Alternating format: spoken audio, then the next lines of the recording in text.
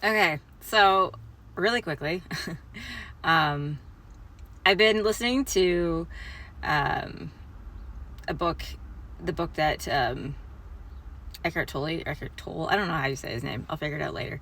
Not a big deal. Anyways, I've been reading his works again. I haven't really read much of his work since, I want to say 2014, maybe the last time I picked up one of his books or listened to one of his podcasts.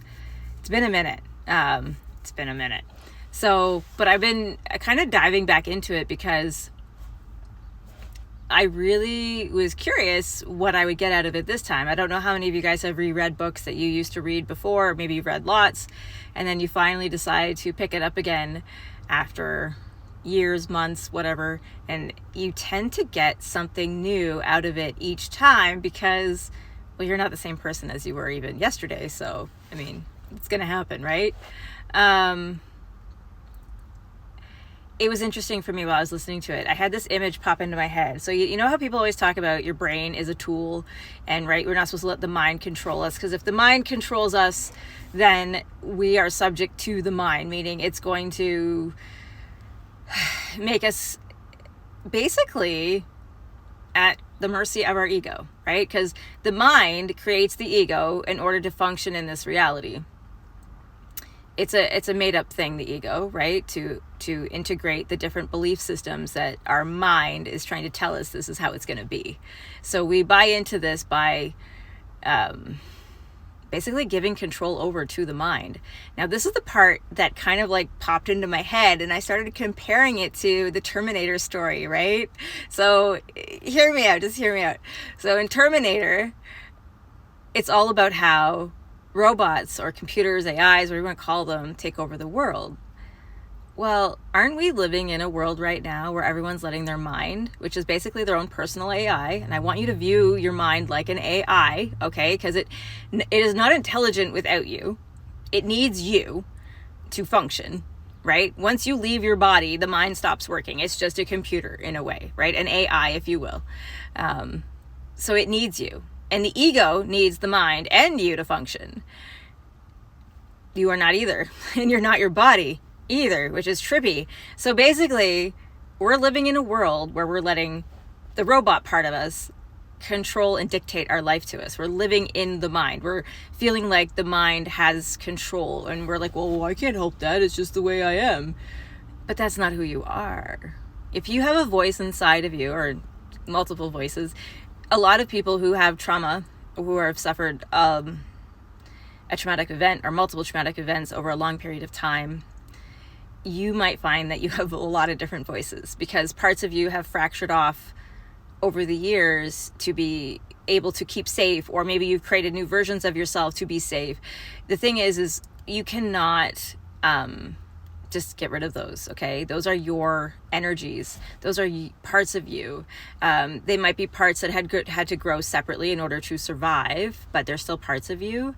So you eventually have to take all those pieces, all those parts that had to separate during survival mode, and integrate them back in to a working system, which is your whole, right? Which does include the mind, believe it or not. But the mind has to be used the way it's meant to be used. It's meant to be a tool.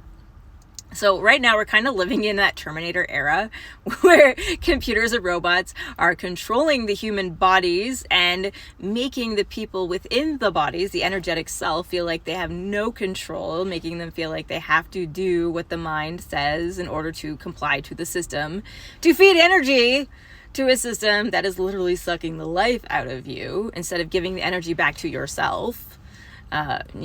So to me that seems a lot like it does. It seems a lot like we're living in Terminator days, the end of time. We need to make some contacts here and save the people. But that led me, the whole Terminator parallel to how our robotic bodies and our minds are controlling us instead of allowing our higher minds, our higher self, to talk through our bodies and use our body and our mind as the tools they're meant to be used to help guide us through this earth game. We are, sorry, I'm getting distracted. There's somebody back there with a leaf blower.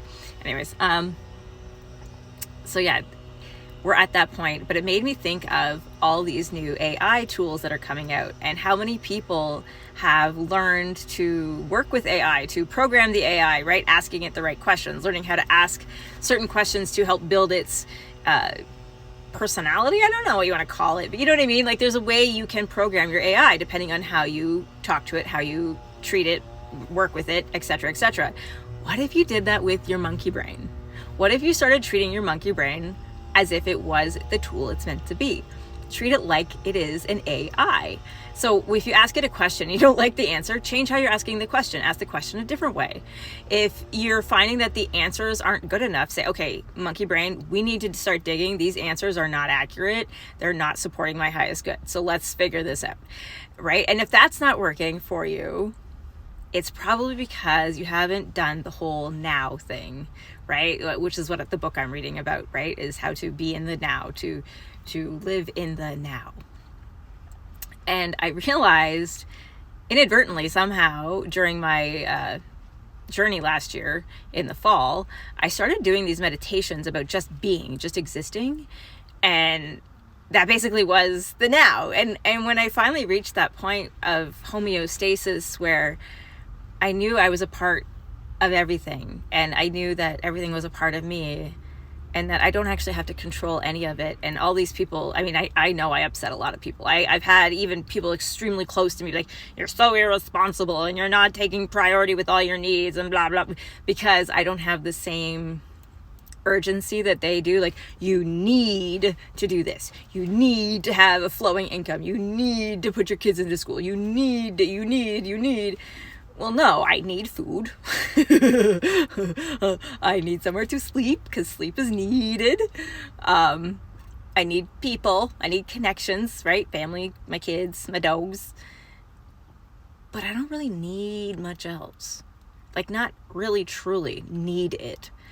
I've always had exactly what I needed when I needed it. The universe has never let me down. No, I may not be walking around in a Rolls Royce and wearing Gucci this and whatnot, but I honestly, none of those things really ever mattered to me anyways. So I think due to the lack of relevance they had in my life prior for me is why I never had them. Now I'm at a point where I want to create more monetary abundance for the purpose of helping people. I have a couple ideas of how I want to create a business, a working model, something that's going to really help people in the long run. So, now I have a relevance for creating a monetary abundance, whereas before I didn't have to. So yeah, I'm going to do work on that. But what's more important, I don't need that. What's more important is taking care of my body, taking care of my emotional needs, which is loving myself and having healthy boundaries, and taking care of the things that in the past I would have neglected, right? Those little daily things. And I'm going to make a video about this later because coming out of a place of severe trauma and severe abuse, I didn't realize how much I needed to reintegrate back into just living. And that's a whole other video, but it's true. If you leave severe trauma, sometimes just learning again how to enjoy the simple little daily things like making a meal and cleaning up after yourself and making your house nice and comfortable, learning how to enjoy those little things again can be really hard, which is why we need the now. But yeah, so I thought that was cool when you think about it, right?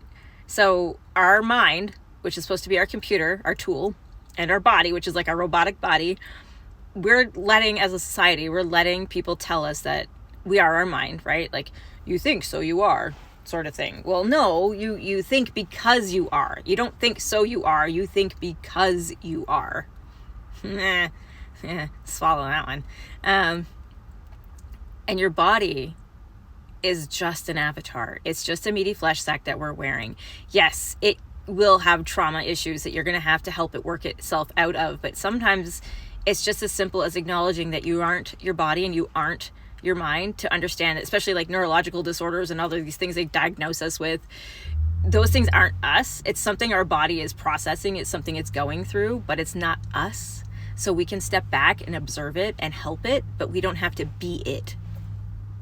Get that one. You don't have to be it. Isn't that cool? And your mind's like an AI tool, so program it.